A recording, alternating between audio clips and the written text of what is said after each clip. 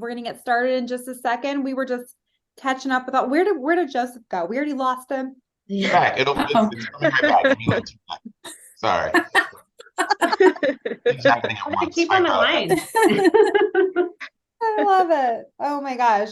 I think we're going to have so much fun today. We have an awesome webinar full of all the top beauty school experts from around the country, all in one webinar. So I know that we promoted this webinar through Beauty Schools Marketing Group. I know Lead Square has been getting out there. If I know Oozle, they've been telling people about it. I think this is going to be a super, super fun one. So let's jump in with intros because we got a lot of topics to go over. So for starters, I'm going to be the moderator today. I'm Jen Lyles. I'm the perfect moderator because I used to be a news reporter for CBS way back in the day. So I love asking the hard questions. I'm hoping people are going to make my dreams come true and give us a debate. I think it'd be super fun. So feel free, panel, to disagree on things. We are here for that. Because not everyone does everything the same way. But I'm currently executive director of Beauty Schools Marketing Group. You might know us by Beauty Schools Directory. We are so grateful to have Lead Squared hosting our webinar today. So I'm going to turn it over for an intro with one of our panelists, Violet. Welcome. Thanks, Jen. Oh my gosh, yes, I'm looking forward to this webinar. So I'm Violet, folks. I'm with Lead Squared. I've been with the company for a couple of years. I'm out of Texas, so hey y'all. And I help higher education customers with their technology, any sort of challenges, hiccups that technology can fix. That's where I come in. So I'm excited for this conversation. It's a lot of the topics that come up on our everyday calls. Awesome. The next person I want to introduce is Parker, who works with Oozle Media, one of the top agencies in the business. They work with tons of beauty schools. So there's no one better than to have on our panel than Parker. Go ahead and introduce yourself to everyone today. Thank you so much, Jen. So kind. Super excited to be on, and thank you for the invite. Like Jen said, I've been with Oozle Media for 7 years. We're based out of beautiful Salt Lake. I wish you guys could see what I'm looking at. I'm looking at snow-capped mountains right behind my laptop and some beautiful changing colors just to make everyone a little bit jealous there. But yeah, I've been working with hundreds of beauty schools across the United States and Canada, helping them increase their enrollments and students and revenue for the last little bit of years with my team. Awesome. The next person I want to introduce is Heather. Oh, my sister would call me right now. Hold on. Sorry. Unbelievable. Let me put this on Do Not Disturb. Heather no longer works in schools, but she has worked with them. She's worked with some of the top beauty schools around the country, like Paul Mitchell and Empire. And today she's working with the Aveda Group. Heather, introduce yourself to everyone. Hi, yes, thank you, Jen. Thank you, Lead Square, for having me on today. My name is Heather Cantrell. I am coming to you from sunny Florida. So unlike Parker, I have bright sunshine everywhere right now. So, I'm a talent placement partner for Aveda Florida, which is the distribution company that services all Aveda salons in the state of Florida. I work as a recruiter for them right now. But in my past, for 15 years, I worked in cosmetology schools. For the latter part of my career, I was a regional admissions leader for 8 Paul Mitchell schools in the admissions world. So now my role is to place students into our salons as well as experienced stylists. So I'm here to talk to you about how schools and salon groups can partner together to help place the students.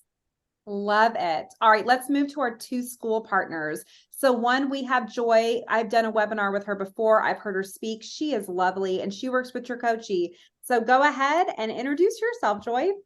Great. Thank you, Jen. Really excited to be here. My name is Joy McClure. I'm over admissions and marketing for Tricoci University. We're primarily in the Midwest, so we don't have snow-capped mountains. We don't have the ocean view, but we have really beautiful changing leaves right now here in the sunny Chicago area. We have campuses in Illinois, Indiana, and Wisconsin. I've been in higher education and admissions for over 20 years. I love this industry, really passionate about it, and really excited to be on this panel today. Jen isn't wrong. She does an outstanding job, so I can't wait to see what happens today. Thank you. And then we also have our Empire. Empire is one of the biggest beauty schools in the nation. They have 76 campuses. They're one of, still, I think, one of the only big corporate chains left. There's a lot of schools out there that are franchised, or even, smaller with corporate. They're huge. They've been in the biz a long time, and we get one of their people today. So we are here today with Joseph. Tell us about you. Hi, everybody, and thanks so much, Jen, for saying all those nice things about Empire. I'm Joseph Medlin. I am a senior director for the Empire Brand Schools. I am in Florida as well, working over the Southeast schools. I have been in higher education, for-profit education, probably for 20 plus years as well. I've been with Empire for a good portion of that time. I have been on the admission side, and that's really what I've been focusing on for the entire time that I've been with Empire and really in this field. I, like Joy, am extremely passionate about the idea of helping people change their lives. And that's really part of the mantra for Empire. And really what I'm here to talk about today is really how we separate ourselves, what we're doing to stay current, and really what we can do to really help the beauty industry continue to be as large and as beautiful as it is. We're just excited to be a part of it. So I appreciate you inviting me and just having being part of this panel. This panel is going to be so much fun. And I see another Lead Square person on here. Reshma, is that how I say your name? Yeah, that's right. Reshma. Yes, I would love for you to tell us a little bit about you, because Reshma is actually going to be running our polls today. So Yes. Stay tuned. We're actually going to start off with a poll here in a second. Hi, so I'm Reshma. I am not in the United States, unlike everyone else. I'm currently in Bangalore, India, and I had a great time putting together this panel, and this is like my baby because I was preparing for this for like a month now. So it's good to see everyone finally here, We're and excited to have you. Okay, what time is it there? it's 10:30 at night. Wow. Okay, 10:30. He wins. Wild. Yeah. You're in the future. I love it. Guys, That's today when the we're going to party talk about 3 topics. We're going to be talking about marketing, which is getting you guys more leads. We're going to be talking about admissions, which is getting you more students. And then we're going to talk about retention, graduating those students and placing them in jobs. That's why we're here. That is why we work at beauty schools. It's to get people licensed and doing something that they love. I always say beauty is my favorite, beauty school specifically, because it's a passion school. It's something that people have been wanting to do since they were like 4 years old and playing with their Barbies and playing with their dolls. And we get to help make those dreams come true. So it's super exciting. But what's really fun is today we're going to talk about how to outdo your competitors, how to be one step ahead of them. We're going to hear from some of the experts here today to give us some tips.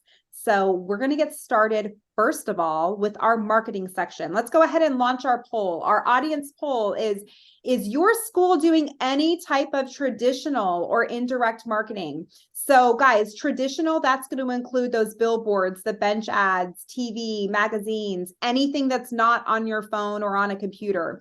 And then what I've been seeing over the past several years is a shift to 100% digital, no longer doing the indirect. So we would just love to hear from you guys. What are you doing?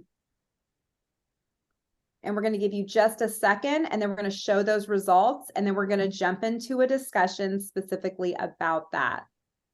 All right, we're going to go in 10, 5, 4, 3, 2, 1. All right, let's see those results. Here we go. Oh, we're still, okay, this is interesting. So we're seeing 61% has gone fully to digital, and still nearly 40% is doing a mix. That is super exciting and interesting. So let's chat a little bit about that. Parker, I'm going to give you my first question because, like I just said, we've always sort of seen that mix. And I would say recently it's been on the digital side almost solely. What are you seeing as far as marketing budgets with schools? Where are they putting their money? Great question. So, we're a digital marketing advertising agency. So of course, we primarily see a lot of the digital advertising spend. And because, like we see so much in this poll, 61%, 2/3 roughly of folks are going 100% digital. being in the digital space is getting more expensive, I think, for everybody, because it's more competitive. And so a lot of schools have probably seen prices go up. They're spending more this year to get the same results as last year, things like that. But the interesting thing, in my opinion, and to your point, Jen, talking about how schools can set themselves apart from their competition, is the schools that are really killing it actually haven't gotten rid of, or they've gone back to some of the traditional advertising, but they're not doing the really costly mailers and billboards and things like this. There's two traditional advertising platforms, if you want to call them that, that went away during the pandemic, and smart schools brought them back. And those are open houses and high school visits. And right now, a lot of schools are not doing high school visits anymore. So like before, if we're talking about 2015, 2016, 2017, a handful of years ago, you got these schools, every school was trying to get into every high school, and it was kind of difficult. Now you might be the only school visiting some of the high schools around, and it's a great marketing touch. It's a great awareness play. And same thing with open houses, very low cost way of getting people in, throw a little bit of a party, have some food, have some fun giveaways or things to give out, and do a monthly open house. I love that. Joy, are you guys doing that over at Tricoci? Yeah, I couldn't agree more with Parker. I'm not trying to, I know sometimes it's more fun when we disagree, but in this case, I do 100% agree. Yeah. We aren't doing traditional in the way of television or billboards or anything like that, but we have 100% brought back the high school market. We even did it during COVID. What I think is smart about that is it's a group that replenishes itself. Think about a crop. Obviously, we have a new group of rising seniors every single year. So it's something you can really 100% rely on. And because there aren't a lot of schools out there doing it, we are one of the only schools in our area that are attending the high school visits. It's really made up probably 25% of our starts this year is the high school market. And it's not really costly. Parker's right about that. I think the price of eggs went up 100%. The price of leads went up this year. I think we all could agree there. So it's a great play for getting your name out there, reputation building. In terms of events, we don't do one every month, but we do have a lot of our interviews conducted virtually still. So we definitely have those opportunities for people to come in and experience the campus, whether it's shadowing for a day. We do have big events periodically throughout the year where we invite them to come in, but that's really a coupled event that partners with the school. So it's an opportunity for the students to really showcase their talents to prospective students, and that helps boost morale at the school level too. So those are our two main ways of doing it. Let's talk about high school visits then for a second, because this really wasn't on our outline, but now that we're going there, I want to chat about this just for a minute. Are you I'm kind of hearing nationwide, there's this shift. There's a shift in how people look at career schools, beauty schools, straight out of high school. And so I would say back in like 2015, 2017, a lot of beauty school recruiting was these second career people. It was these millennials who had gone to traditional college, hated it, dropped out. Half of them dropped out, and they decided to finally follow their passion. But today that stigma is kind of like dropped. And I find that a lot of high school students are graduating and going straight into beauty school. So that, first of all, is a great place to be. But Joy, are you guys then seeing the same thing with your population, it getting a little bit younger in that way? Yeah, we still have some career changers, especially maybe from the healthcare industry that then will move into the aesthetics program. That seems to be a pretty traditional path. But no, 100% way more first time going to school right out of high school coming in the door. And the parents are very supportive today, which is a huge shift in the industry. I couldn't agree with you more. I think it's a compliment to the beauty industry as a whole and how relevant it is today, and how it has evolved from just a position that maybe single moms could do way back in the 70s, right? This has always been an industry that's been open to everybody. And I don't think that has gone away by any means, but I think it has evolved into something much larger and has been attractive to different individuals than it was in the past. And I think that's a testament to the industry as a whole. So we're really proud of it. We love working with the high school students, the guidance counselors, putting together articulation agreements. I don't think there's any bigger compliment than an articulation agreement with a high school that recognizes the value of this and what we can provide to their high school markets. So. Yeah, let's not forget about high school. And what I want to remind everyone on here when it comes to some of this traditional stuff is there's not always a direct, immediate ROI, right? That like we're so used to seeing, I spent this much on Facebook and I got this many leads and I got this many students. I spent this much on Google, like same type of thing. It's different when it comes to a billboard, a TV ad, any traditional, like you don't know exactly how many leads that brought in, but same with high school. And I think admissions reps are sometimes like, screw it. Like if they're not going to start next month, I'm not going to waste my time with them. And I think that's why they're not going to high schools, because sometimes you are nurturing sophomores, juniors, and you're just like, I want the next class starts. Which can be so dangerous. Joseph, how do you feel about that? Do you see is Empire active in high schools today? And is that an important part of your marketing strategy? It actually has always been an important part of our marketing strategy, so I can't really say that it's changed. But I can agree that our population has changed, where the amount of high school students that are, or recent high school graduates that are entering our campus is definitely higher than it had been in the past. In the past, we really just focused and saw high school students during that traditional time that they're going to graduate, which is going to be between June and August, right? Or June and September. But now we see them throughout the year.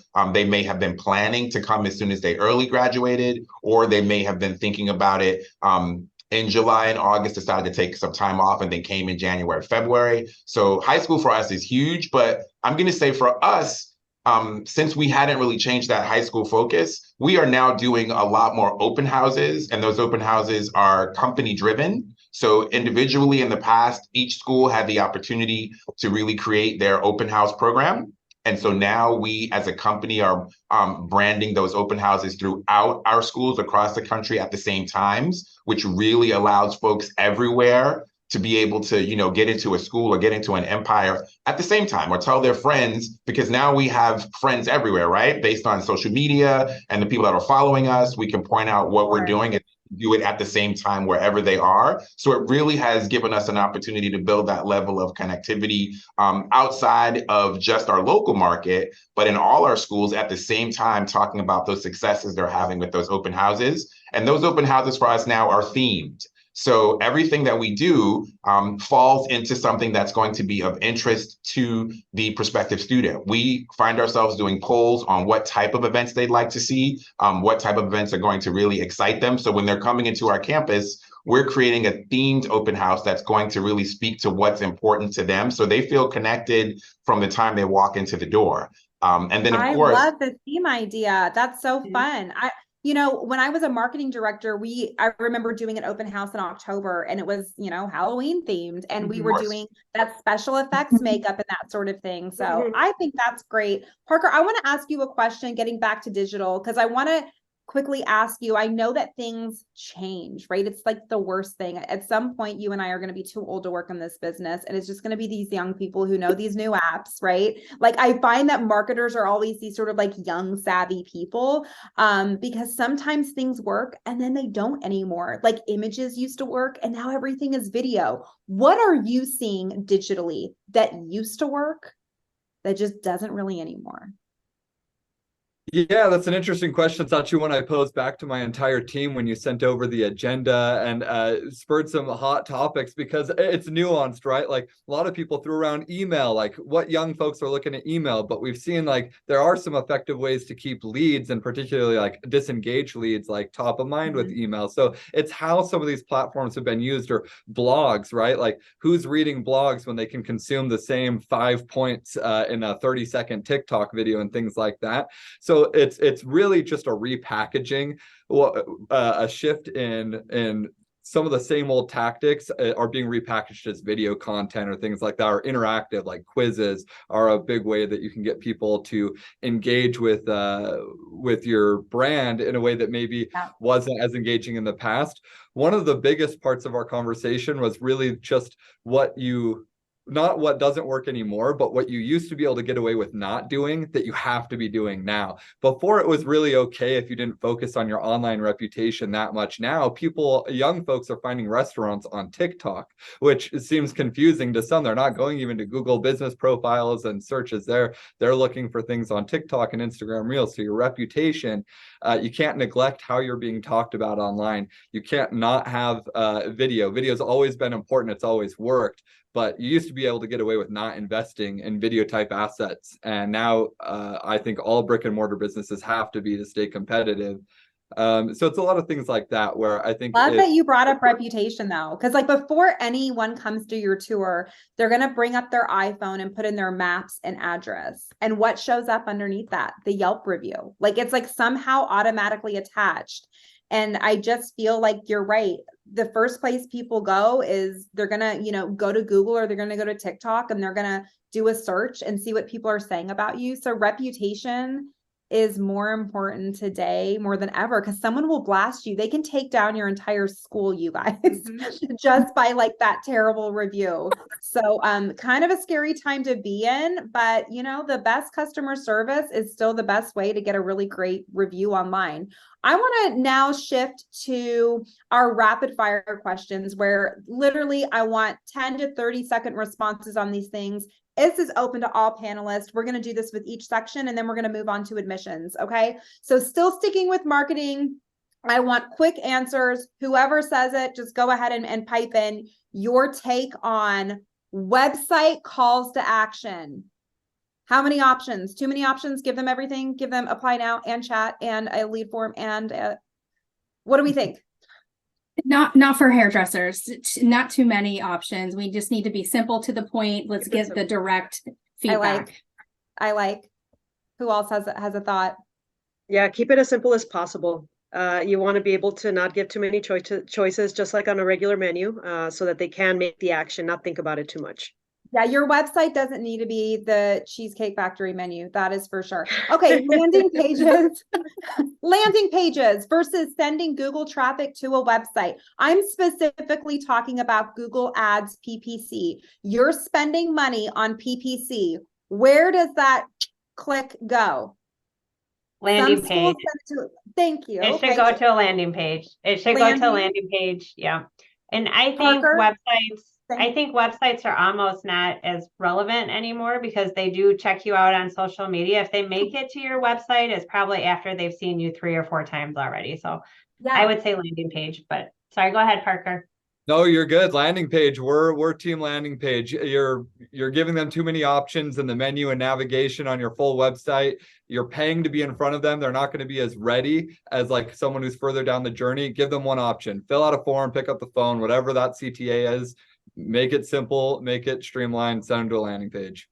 Let me put this into very simple terms for our audience today. For every 100 people who visit your website, about 3 fill out a form. That is beauty school average. 3% conversion on your lead form on your website. Sometimes if you're working with a good developer, we like to see 4 or 5, but generally 3 people out of 100.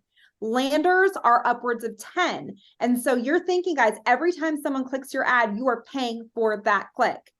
Do not send them to your website where there's a 3% chance they're going to fill it out. Send them to a lander where there's at least a 10% chance they're going to fill it out. Social ads, do they work? Hot takes. Trick question. Yes, they work, but not the yes, they work, but not in the way beauty schools want, not the way accountants want them to work. It's not always a one-for-one, this dollar is this lead, but you'll see, we call it the rising tide lifts all boats. If you're going to do social, organic, and PPC will also benefit. There's my short version of that answer. The attribution lift is 100% there. Agreed. Yep. Yeah. So my take on social ads is, one, if your content is good, that's going to be a difference maker. Like if you're just pulling stock video, it's never going to do well. I think anything you can do in-house is better. I think organic is honestly, it's kind of the way to go with social these days. But if you are doing social ads, know that it's more brand awareness and holistic marketing. That might boost your PPC. That might boost your website leads. But you cannot be like, I spent $2,000 on social last month, and this is how many leads I got, and this was how many. If you're looking at your enrollments, it's going to be 1 to 3%. It just is. So we do these things for brand awareness. If you don't have a huge budget, I wouldn't put money toward it. That's my personal hot take on that. Cost per leads. Ew, no one wants to talk about this. CPLs. It's going up. Oh, up. Yeah. I think every time Google does a change to their algorithm, I feel bad for Parker. I mean, like, you must be constantly reconfiguring because we're so dependent on it. And they did a big change in February, March, and wow, have we paid for it all of 2023. So I think they're going up. One more reason to diversify how you're getting your leads, so you're not counting so wholly on PPC, because it's probably one of the more expensive categories today for that reason, though. So, and remember the poll at the beginning, more and more of your competitors, more and more of other schools are going 100% digital. So you're competing for those 3 or 4 ad spots, but you've got 6, 7 schools all trying to buy that space or whatever in a bigger market. So not only are Google changes driving up costs, inflation, external, economic factors, but just the competition has changed. It is getting more expensive. We are seeing, and I will say Cosmo's the most expensive term out there. Nails is probably the cheapest out there. But our company at Beauty Schools Directory, we recently took our over 1 million visitors a year who come to our website. We looked at the top 50 markets across the country. We kind of averaged the cost per leads about what's going on in the nation right now. Cost per leads for Cosmo on average in the top 50 markets is around $60. There are some areas where we were seeing, in the around $100 per lead. If you're in a very, very low competitive area, not a lot of people spending, you might be lucky. You might be lucky to get a $35, $40 cost per lead. But the numbers today are like double what they were, just a few years ago. So just know you're going to have to put more money into that if you want more leads. And then verbiage. How important is the copy ad writing? It needs to be catchy, quick. Mhm. It needs to be memorable. So it should stay Yep. the same no matter where you go. It needs to have a string, and that's what works. I definitely find that our students, 3 or 4 words are really what's going to get them. These are beauty people, right? And Yeah. it is social. The mentality is always social. So it has to be catchy and it has to be relevant. Love it. Okay, cool. And then Parker, I will ask you your hot take on that as well. Is Google the Google writing, the ad writing, is that something that schools should be looking at changing pretty often?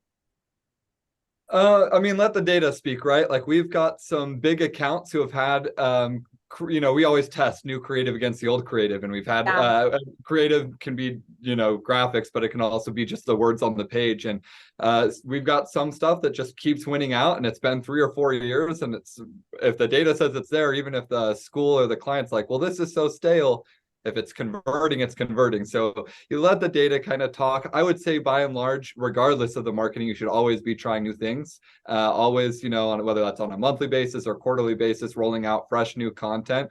But again, in the age of information that we live in, you can literally let the data make those decisions for you. So I think don't get complacent. Just because something's working doesn't mean you can't do something better. But if something you wrote a year ago is still working, let it run, let it play out. It's new leads anyway. It might be stale to you because you've seen it 1,000 times, but it's a new lead every time who's never read it. So, and I noticed that too with schools. They're like, oh my God, we've had the same website for 3 years. It's like, yeah, but it's like, it's new visitors that you do realize the same person isn't coming to your website every day, right? Like the lead is changing monthly. Okay, let's go ahead and shift to admissions. Let's get up our first poll. Does your school have appointment setters or even a call center? Yes or no on that one?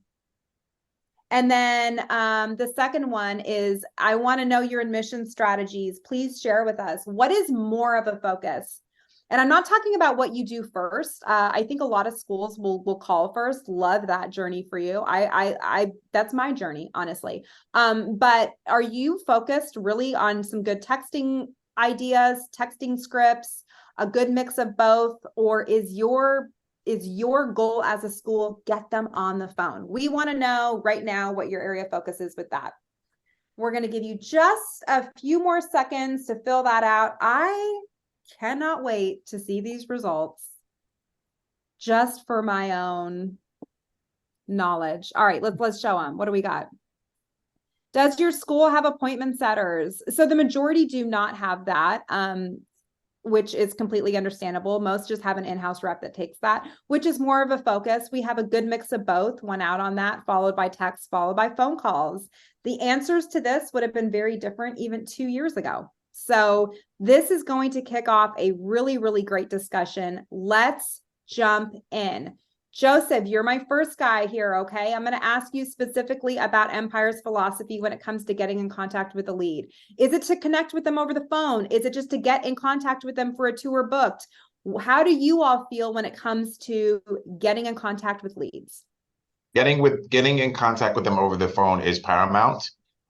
We need to make a connection with our student. If you make that connection, they're going to come visit you and they're going to start in your program. So getting them on the phone is actually huge for us. We actually do have a call center. We do have appointment setters. And so that's their world. But I do want to say we also have a text or chat program that ties to talking to them on the phone. So that we know that our student today is not necessarily looking to answer the phone. And so we also, right after that phone call, we're going to send you a text or a chat opportunity so that we can make sure we make that connection, whichever way is going to be best for you. But phone, I'm not going to lie, is paramount. That's where we start. That's how we connect with our student. That's how we get them in our building. Okay, that's fair. Tricoci, Joy, how do you feel about that? The same. We have an in-house call center, so there are employees. It's not outsourced, and we still feel speed to lead really is valuable. So in agreement there. Our goal would be to have a telephone conversation with them. That's how we get the appointment scheduled. We only schedule the appointment through a conversation. We wouldn't do it through text or chat. We feel the show rate is much lower, so we kind of want that commitment. But we have had a pretty dynamic content or contact strategy. So we start out with a telephone call, but I think there's like a very specific contact strategy over the first 8 days. And then we know after 8 days, if we haven't been able to connect with them, there's this dip in erosion, very steep, that all of a sudden they kind of just fell off and they're not as interested. We know sometimes this is a passionate group that will act impulsively, but definitely telephone call would be our first primary contact. Okay. Well then why don't I just heat things up a little bit? I don't disagree, but I somewhat have a different perspective on this that I kind of want to share. I agree speed to lead is going to win. Remember, sometimes multiple schools are calling them depending on how they came into the system. So you definitely want to be first. People are 180% more likely to text you back if you called first. That's an interesting study that Velocify put out a few years ago, that someone is more likely to text you back if you've called first. I personally think it's because they're afraid you're going to call back. They're like, oh crap, I have a missed call. She just texted me. Let me text her back or she's going to call me. I believe this new generation coming up is used to building rapport over message a lot better than we are. Like they won't even go on dates. Like they'll slide into DMs. They do everything over text, everything. They don't even call their parents. They just text their parents. They know how to build rapport over text. We aren't great at that. And I don't know what it is. I feel like we're really good at it outside of a school. Like we're good at it with our friends, with our spouses, with kids, but we really need to be better about, I love the idea personally of booking a tour over text, and I have rules for following up to making sure that they show up. Violet, I would love your hot take on this because you work at Lead Squared. You know what schools do for strategies. How are you seeing them use texting for booking appointments or just for overall rapport building? Yeah, and you know what? I have a million questions, not just for the panelists, but for the attendees, because every thing I'm hearing, like speed to lead, it is important. But also, I hear this is some of the feedback. Let's say I have an admissions team. Maybe they have too many leads or too many campus tours today. They can't get to the leads. So these leads are sitting not contacted, with no one picking up that phone and calling them. So how do you redistribute? But really, it's finding out, having good technology, regardless of who's your technology vendor, to have insights into what's working and what's not working. So if I do see, let's say, for us, it's a lead page. So, you know, Jen is constantly replying to those texts, but she's not picking up any of those phone calls. So maybe you do beef up that contact strategy over text and those automated texts that can help you still be, you know, on campus tours, but also be communicating. So I'll give you an example. Some of our schools will ask for that automated message. So let's say you're on a campus tour, I can't get to you for another couple of hours. You're going to get a message from me saying, hey, I'll get back to you in a couple of hours. If I don't, that can get redistributed to somebody who can give you that attention, answer those questions to get you to enroll, ultimately to enroll. But really having the technology to back you up so that you can have visibility, what's working, what's not working, what messaging is working. Does this, you know, you really won't know that my age group when I'm calling, right? When I'm calling for information, but you'll get to sense my age group based on, hey, I pick up the phone, or I'm, you know, I'm mostly texting, I'm sending you some messages on Instagram. It's just really getting to know what is working, what's not working, and how do you pivot as your student population changes. So I would Yeah, always you know, I recommend, think, you know, and I go ahead. think you also bring up a point to keep in mind. You know, most of the people who are on this webinar, and I would say a good majority of beauty schools, they don't have a call center. They don't have people that are able to be all hands on deck. And so, you know, if an admissions department is one person wearing that hat and doing everything, and sometimes that admissions person, y'all, is also helping these people through the FAFSA application, doing all these follow-up appointments. Like, you talk about a one-man show at a campus, which I would say is the majority of smaller beauty schools in this nation. That is hard to be able to be like, I need to call this person every time I get a new lead when they might be booked, you know, with several tours throughout the day. I think that's really where you need to rely on really great texting scripts through a CRM. You know, does someone engage them and say, hey, haven't forgotten about you. Let's connect tomorrow, or I'm going to be in contact with you shortly. In the meantime, check out this video. Like, I think there's lots of ways we can start to engage. Oh, bring it, Heather. You were in admissions forever. What are your thoughts on this? I have a lot of thoughts on this. My personal opinion is using all forms of communication is key. And one of the questions that I think is missing in a lot of your first initial contact is, what is your preferred method of communication? I think if we're asking that question, even in my role as a recruiter now, it's still going to be essential for us in moving forward and getting that lead to eventually come in for the school tour or for them showing up for a job interview. I think that preferred method is critical. That's great. Yeah, That's a great point. I agree. Yeah, that's a really good point. Right with what Heather just said, and I really love what Violet was saying. We have a combination contact strategy because of what you said, Jen. I do think we start with our phone call, but we do realize that they do text us back. So we actually have incorporated a chat option on the computer for our reps to be able, just like you check your phone all day, they check their computer and chat option for that student that's gotten back to them. And that automated situation is exactly what we've incorporated also in our contact strategy. But Jen, you are right. If you can check your phone all day as a one person, you know, show as a rep, you need to do the same thing, right? With your system when you are talking to your students. Checking your phone and sending a quick text to say, I'll get back to you is really what our students, it's what they want. They really don't want to talk to you. They just want the answer. They want the answer now. You reach out and say, I'll get an answer to you in 25 minutes.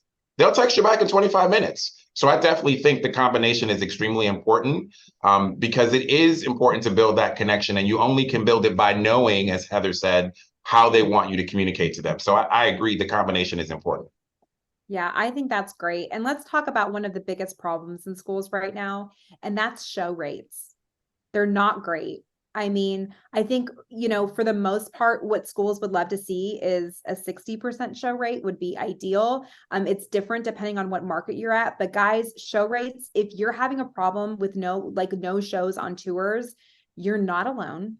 Okay, this is super normal. I want to ask Joy about this because I think there is something to be said about that rapport building to get them to show up, but you also don't want to become their best friend for an hour. And then you have nothing to talk about on the tour, or in your case, if it's a call center, they're building their rapport with someone who's not even going to be touring them. So I would just love to hear your opinion on balancing that, like building rapport, but still shifting to the tour.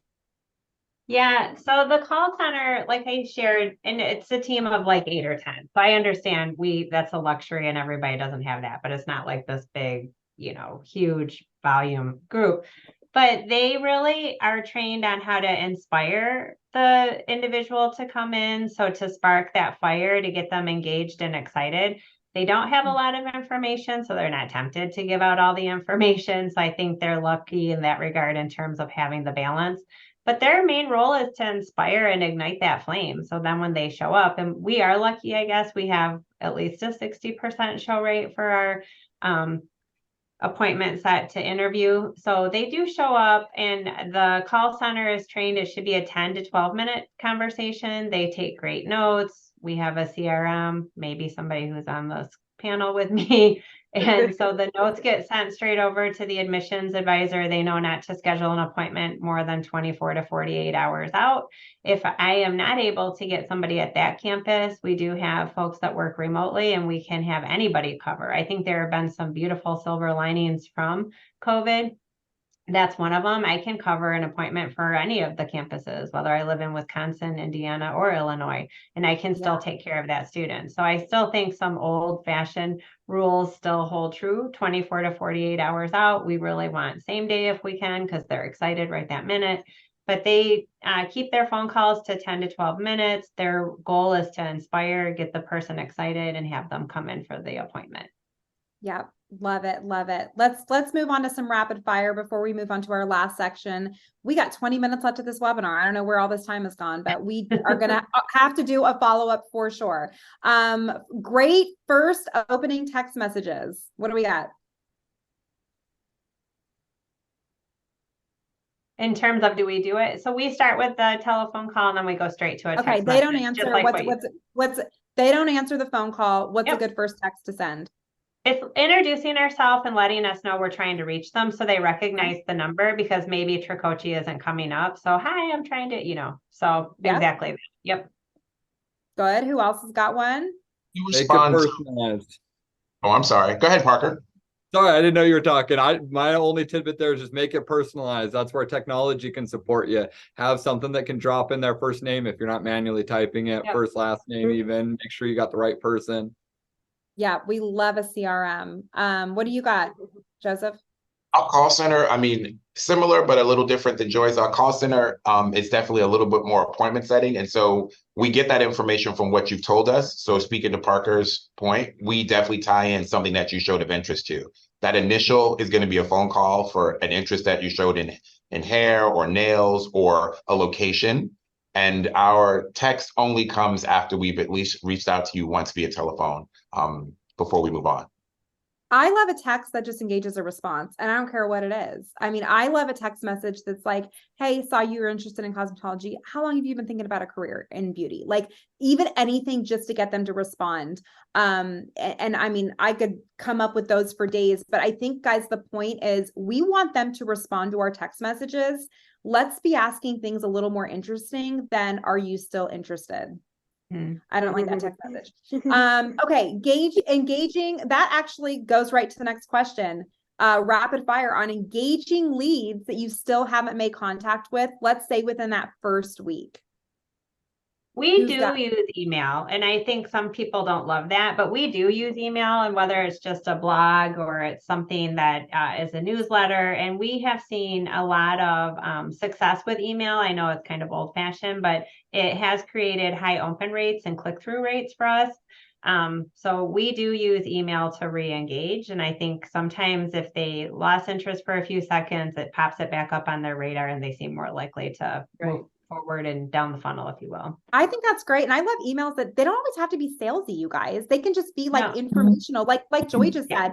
Sometimes you have a really great vlog and you're like, hey, or what's the difference between cosmetology and aesthetics, or, just an event going on in your school. I think we are in the age of, this is straight from TikTok. People just want to learn. People just want to be informed about things. So I don't hate email. In fact, I have a 10-day outreach strategy and it includes emails. Go ahead, Heather. I was just going to say, kind of going back to the engagement focus, I think that goes back to all of the topics you brought up. And some of the people on the attendees will laugh because I always focus on engagement. Engagement is key to the show rate. Engagement is key to them, responding to you. You have to constantly engage and strike up the communication that way. All forms of communication. So I love that, Joy, you guys use the emails. Joseph, your team uses the text. I think it's critical, even in my role as a job recruiter. Yeah. And I'll chime in here. Go for it. I definitely think it should be event driven. Anybody that we haven't connected with, we know enough about them, or anybody that hasn't come back, we know enough about them to draw them to an event. So typically for us, it's going to be a text or an email that ties to a text for an event, and it'll be a picture attached to that, so that we're going to show you what that event's going to look like, and then hopefully invite you to come in to see it. So I like that. A tour is sometimes intimidating, and sometimes an event is a lot more relaxed and it's not as salesy. So it's very much like, just come check us out, like no pressure. I think that's great. Who else had something? Yeah, no, I was just going to comment on what Joy was saying, that, the emails still work. And the reason why they still work is part of the nurturing sequence, right? So you might not be ready again, like something came up, call me in January, but that nurturing, that drip campaign, if they see some bus ads, all of a sudden they'll think that the universe called it to them. No, it's just that, it's nurturing. It's that those messages are still coming and they're still interested, and you don't want them to forget about you, right? Because they're still interested. Now, are they going to go with your coach, or are they going to go with somebody else? So it's about that follow-up and that student experience. That's where that messaging comes in, regardless of what it is, what that contact strategy is for the schools. Yeah.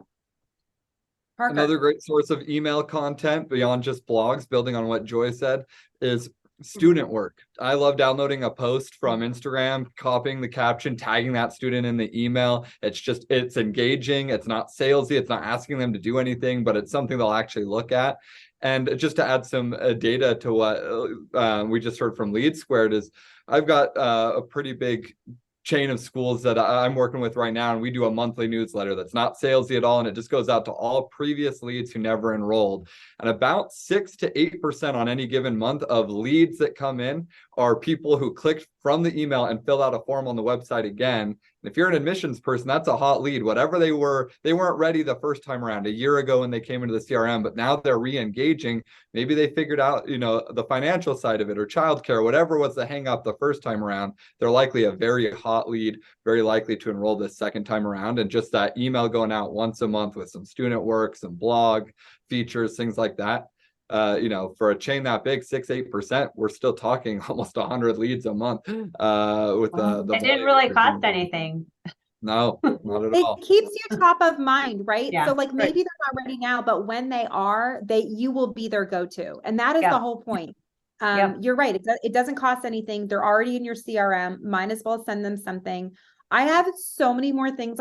We kind of have to move on, but let me quickly just get one more in that I'm super passionate about. Collateral, because I think a lot of people went to QR codes. A lot of people don't give folders anymore. Some people do. Would love your quick hot take on giving a folder on a tour, a physical something pretty versus everything's virtual.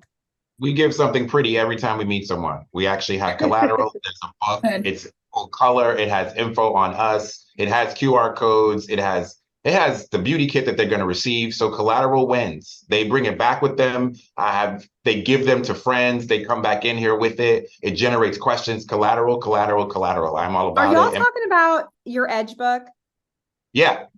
Dude, I'm obsessed. I'm obsessed with it. I have visited schools all over the country, and I love collateral anyway. I'm such a collateral. I call myself a collateral queen. I think that it is an admissions assistant. I think that like if someone's coming on a tour and then they go home and they're like, Mom, I really want to go to the school. And they're like, oh, really? Tell me about it. And you're like, oh, here's a QR code. Y'all, come on, it's $20,000 to go to your school. Give them a folder, like give them something pretty. And I think Empire has a beautiful one. A lot of schools do. Any other hot takes on that?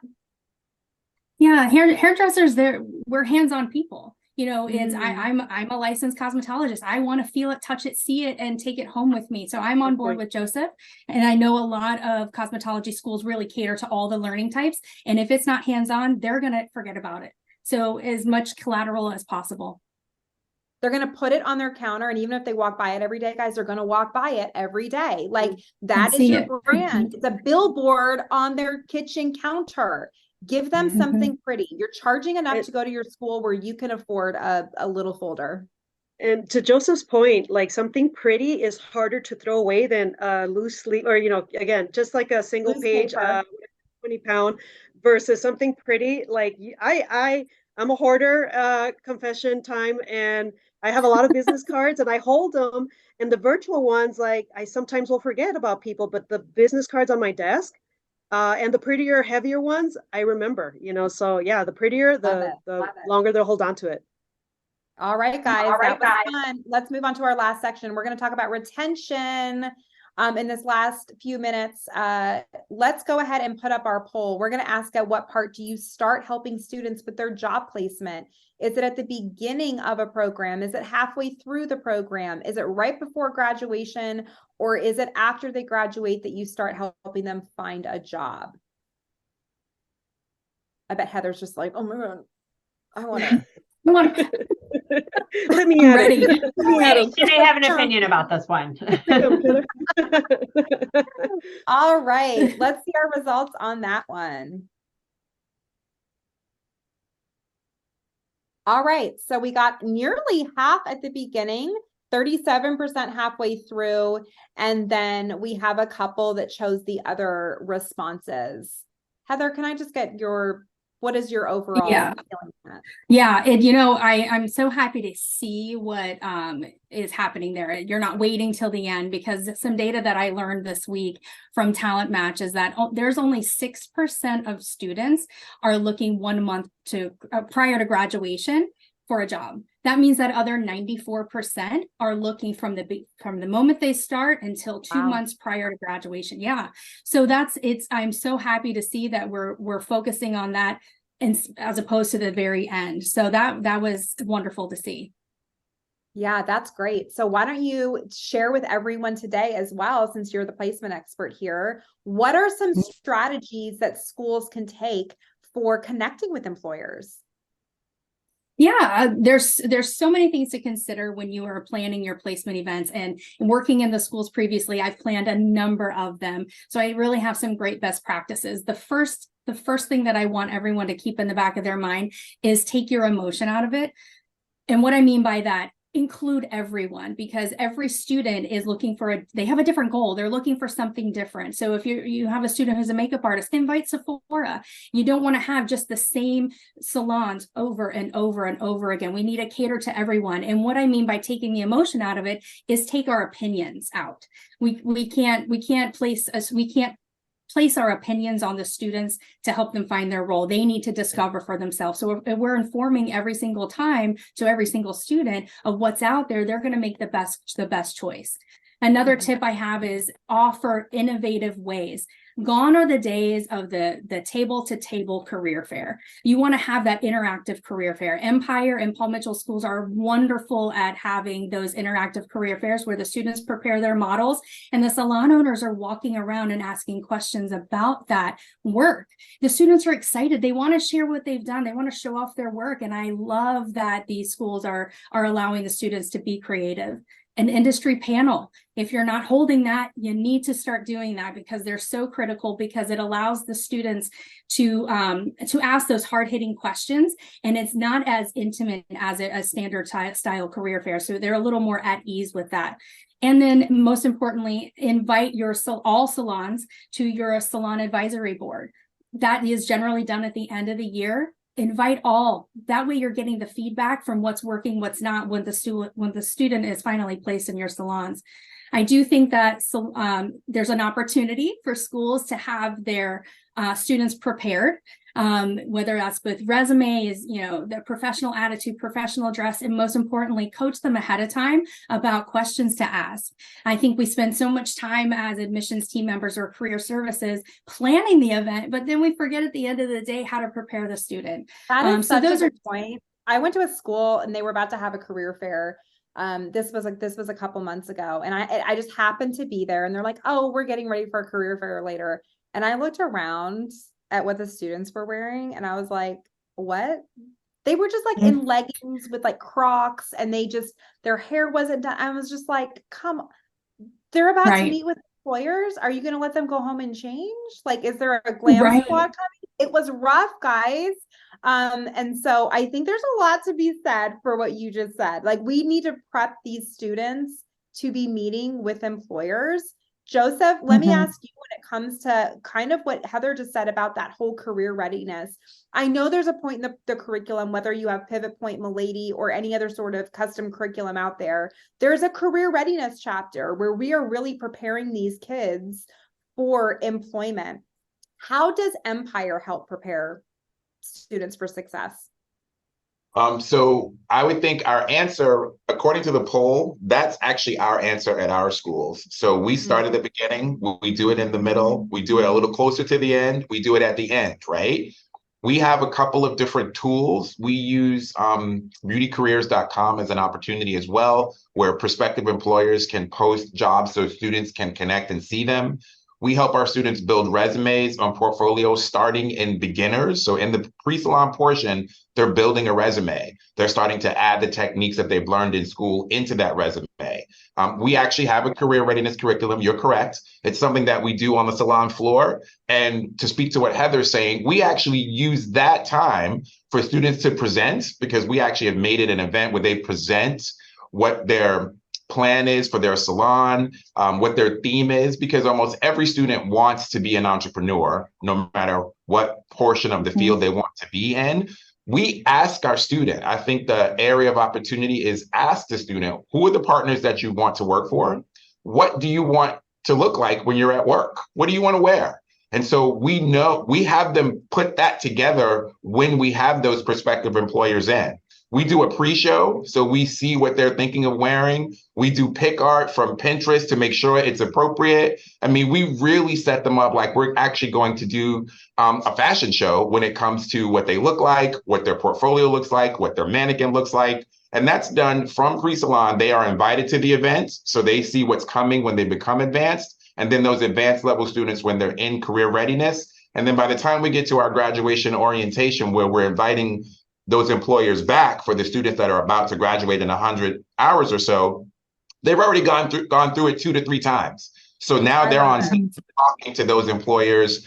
It really makes for a great match. So really including the it's students. all about prepping them from the beginning, like you said. So by the time they get to the end, they really are ready. One thing I want to bring up, because we have Parker on here, is like Ouzel has a beauty as a business program that they put out. And you know, career readiness, guys, is also like, do you know how to ask someone kindly for a review? Do you know how to manage your social media? Parker, I know we didn't plan this, but I would love to give, you know, like you have your 30-second pitch here on how a program like that does help the career readiness.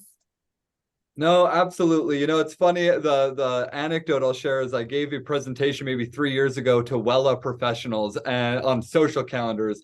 And the end of the for beauty as a business. And the end of the webinar, I had some Q&A time, and almost every question was, how can I spend less time working on my social media? Which is, from a marketing mind, I'm like, what? Like, this is the most important thing you wake up and do. But these professionals, they want to be behind the chair, helping people feel beautiful, and they love that. But they need to be able to have the tools and resources to find clients and be successful, or they're going to drop out of the field quickly because they're not set up for success. So beauty as a business and programs like that just give them we're not trying to make them the next, you know, influencer, 1 million followers on Instagram. It's where do you find local clients, keep them coming back, build your reputation, take good photos and videos, and build a real career out of this that can sustain a family, can sustain a livelihood, and you don't get these sad statistics where, you know, people aren't making it 5 years in the industry, they're not making it 12 months in the industry, and that's what we're trying to help. Awesome. So in our last minute, there's a lot more I wanted to cover, but we're going to do quick rapid fire on this retention and job placement section. So orientation, any ways to make it fun and engaging? Because a lot of people show up to orientation and they're like, this place is boring. I'm never coming back. So how can we I think you're spot on, and a lot of times it's run by education, and I love our education team, but we've implemented a scavenger hunt just so they get familiar with the space Ooh. as well. So the scavenger hunt, go meet the person in career services and have them sign off on the sheet, go meet. So it kind of forces them to come out of their shell and to explore the facility, and just makes it interactive versus just sitting there and being told about dress code and the attendance policy. So I love love that. That's great. and it doesn't cost anything if we have any CFOs in the audience, so it's free. I think it's a great idea. I think more people should make do their too. orientations fun, honestly. I think that Yeah. a big reason why our enrolled to start rates kind of suck is because people come to these boring orientations and Yeah, then they're like, yeah. oh my God, I learned about the LOAs, I learned about this, and they just Yeah, get yeah. so nervous. And Yeah, so what I is think that? Yeah.